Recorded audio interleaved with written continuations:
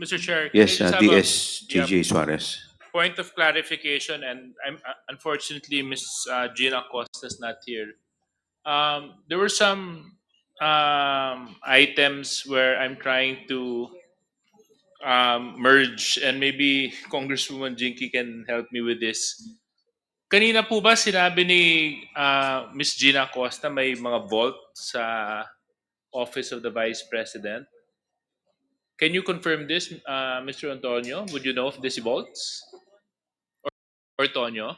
I know of this vaults as mentioned earlier, Your Honor, just with the fact or information that she is the special No, but disbursing have you officer. seen these vaults? Unfortunately, Your Honor, I haven't seen these vaults po. So who has seen these vaults?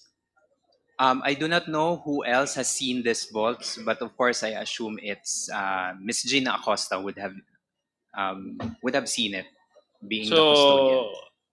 So siya lang ang may alam ng vaults na yon. I would assume, Your Honor. No, because you are assistant chief of staff, Chief of correct? Staff, correct. So I'm sure you would know of vaults because the vaults that she described were 4 feet high and three, if I'm not mistaken. So you would know of these. I mean, it would be quite uh, uh, weird that an assistant chief of staff wouldn't know of vaults in the office. So can you Yes, confirm these vaults? Yes or no? yes, I confirm the vaults, but I cannot confirm as to how many po. Okay, so you've seen these vaults. I have, as mentioned earlier, Your Honor, I haven't seen So these how can you vaults po. confirm something that you have not seen? Based on the information that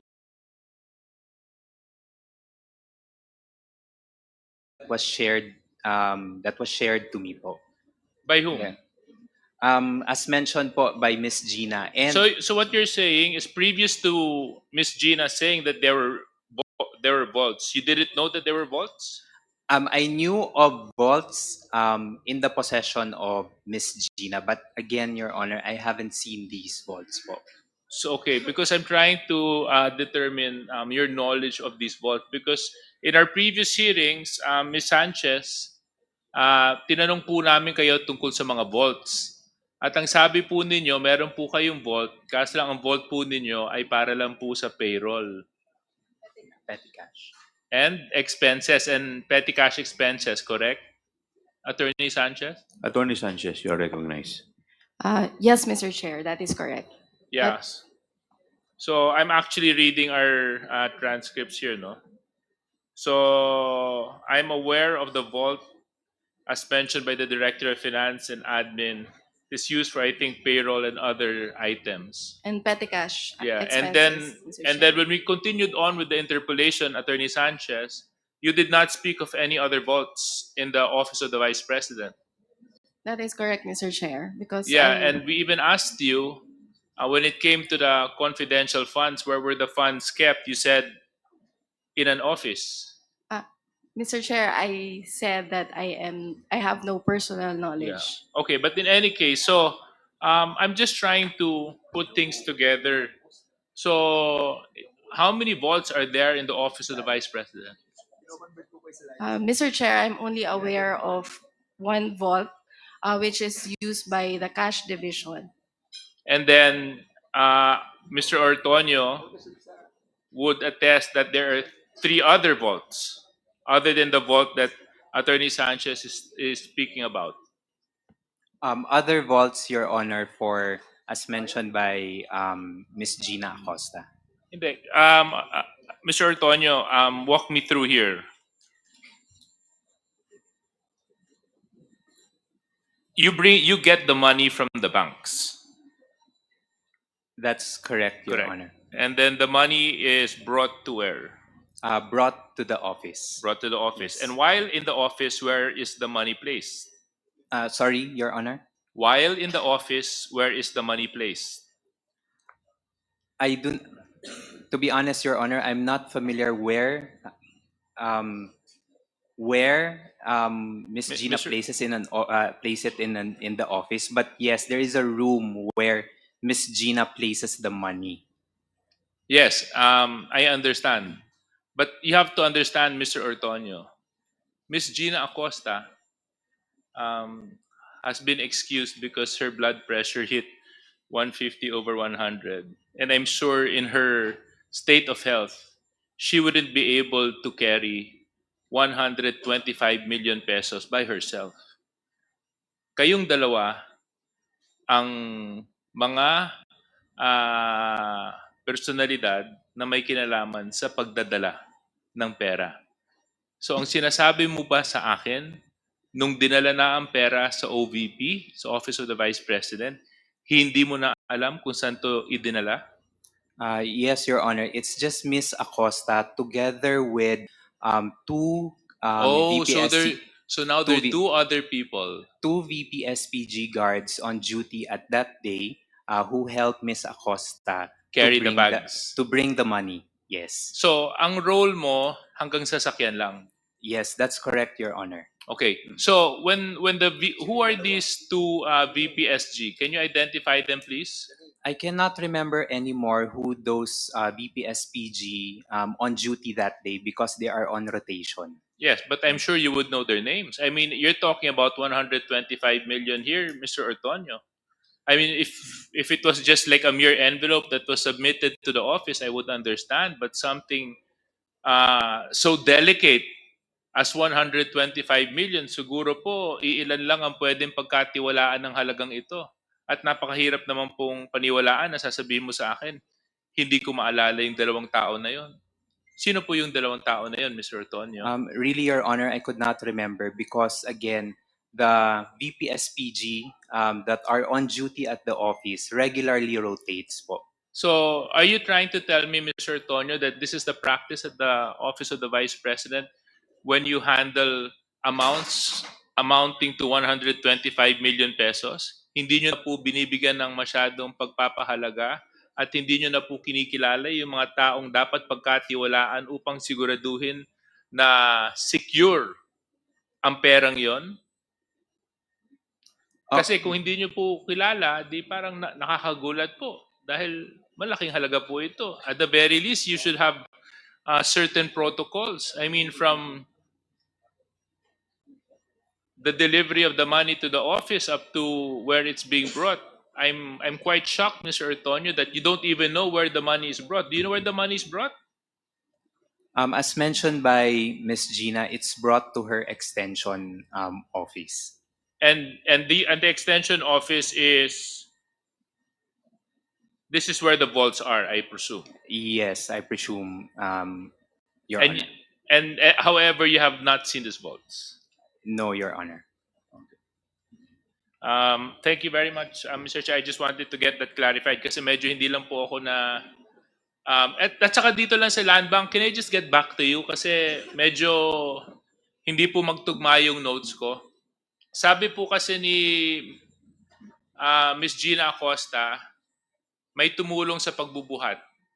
Sabi naman po ni Mr. Ortonio, inilagay po yung pera sa push cart po ba ang sinabi ninyo? Ano pong ginamit?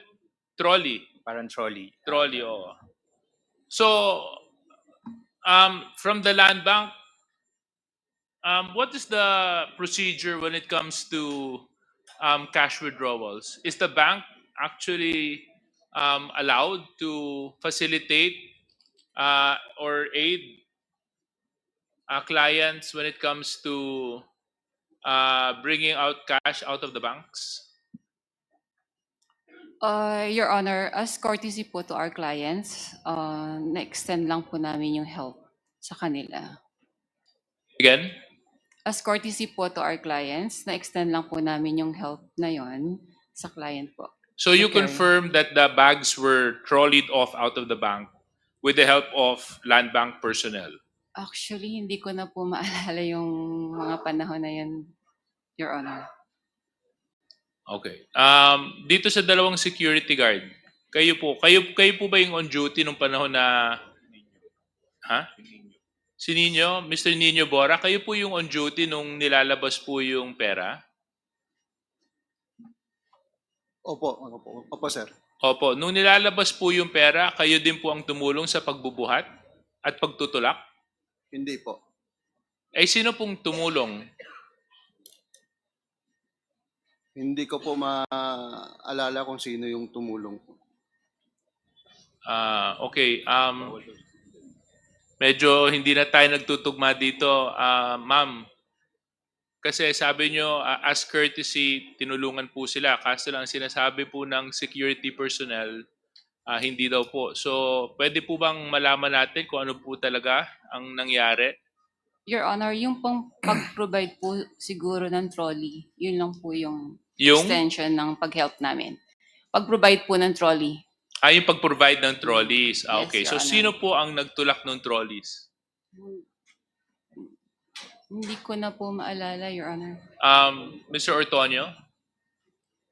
Based on my recollection, Your Honor, as far as I can remember, someone helped us, and ang recollection ko po is it was from Land Bank. That's my recollection.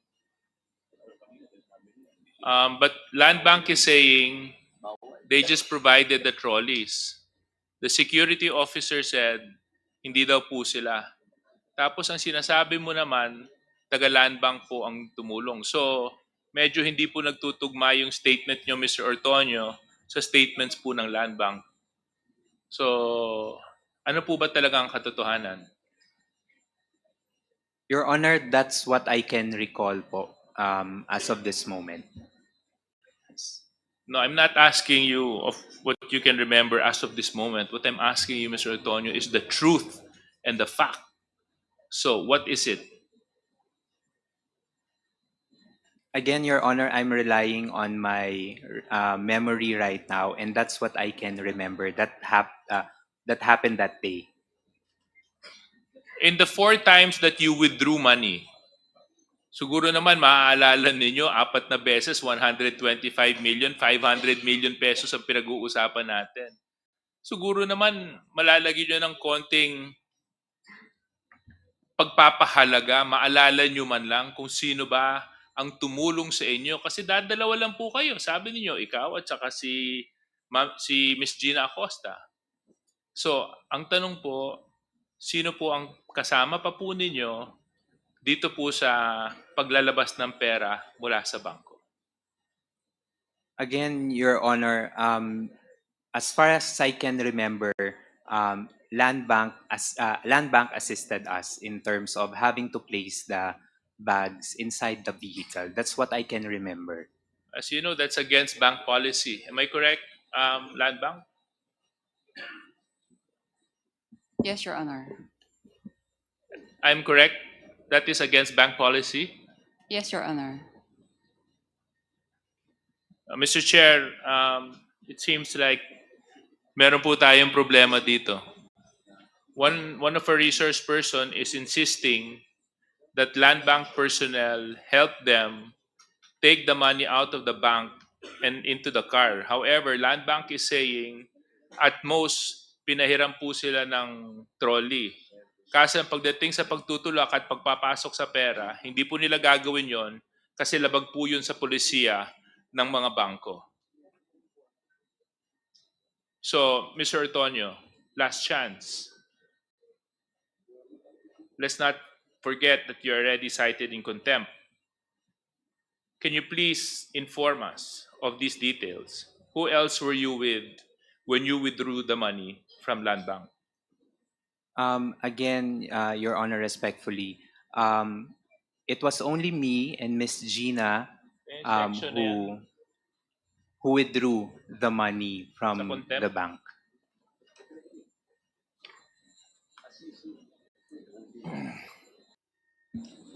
Let me read to you, Mr. Antonio, letter C, under section 11. Okay. Refusal to answer any relevant inquiry. So, Mr. Antonio, wala naman pong mawawala kung magsasabi po kayo ng katotohanan. Yun lang po, simple lang po yung tanong namin. Sino po yung kasama ninyo nung inilabas nyo po yung pera? Hindi nyo po pwedeng sabihin na Land Bank kasi mismong Land Bank na, dalawa sa kanila nagsabi, labag sa kanilang polisiye yon at yung mismong security guard at that time sinabi din na hindi daw po sila. At hindi naman po pwede na hindi nyo po maalala kung sino pong kasama ninyo kasi 125 million pesos po ang pinag-uusapan natin. Other than Miss Gina Acosta, who else were you with when you brought the money out? It was me and Miss Gina Acosta who were present, but of course, we also had guards on duty. But ang nag-withdraw lang po ng money, it's Miss Gina and me. So sino pa nga po yung ibang kasama? Yung po tinatanong ko, sino pa po yung ibang kasama ninyo? In terms of kasama po, we also had VPSPG on duty that day and the driver. Oh, there you go. It wasn't so hard, di ba? So can you name these individuals? I'll have to recall, Your Honor, kung sino po yung mga guards on duty that day. Because as mentioned earlier po, the guards on duty at the Office of the Vice President regularly rotates po. So what you're telling me is on those 4 occasions na naglabas kayo ng pera, ni isa sa mga taong nakasama ninyo, maliban kay Gina Acosta, hindi mo maalala kung sino? I'll have to Just one recall. person. I'm just trying to recall po, Your Honor, kung if there are.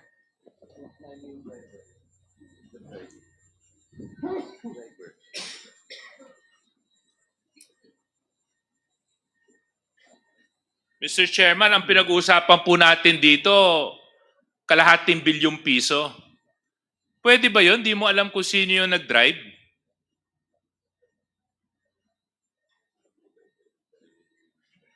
Maski isang beses lang, sabi nyo 2 sasakyan kayo, hindi nyo alam kung sino nagmaneho? Hindi nyo alam kung sinong pangalan ng security? Pwede ba yon? Napaka-imposible po nun. That is very, I'm sorry, Mr. Tony, that is very hard to accept. I am of the position that you are purposely hiding the identities of these people for reasons I do not know. Number one, Land Bank already said it wasn't them that helped you push the trolleys. Maski sinabi mo na Land Bank, strike 1 ka na doon. Pangalawa, tinatanong kita kung sinong kasama mo. Ni isa hindi mo maalala maliban kay Miss Gina Acosta. Para naman napakahirap naman paniwalaan yon, Mr. Ortonio. Bigla naman kayo nagkaroon ng case of amnesia.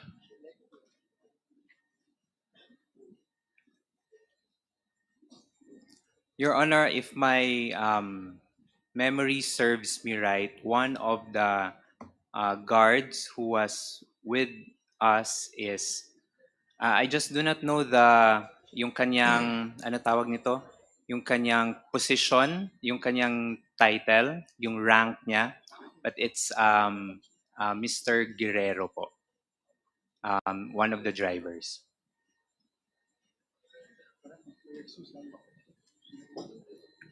Colonel Lachica, your excuse.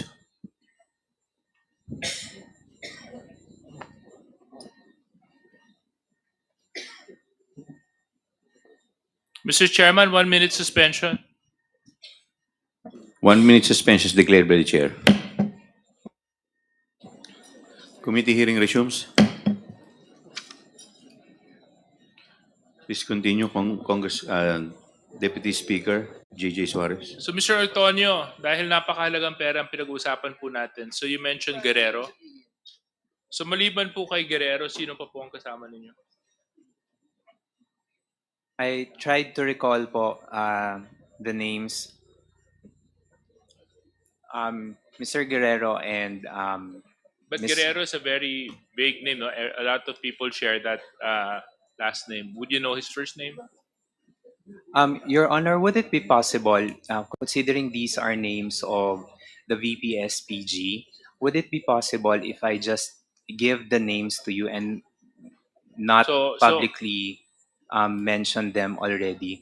Because I am not sure on the protocols, the security protocols that VPSPG has in terms of having to share the names of their personnel.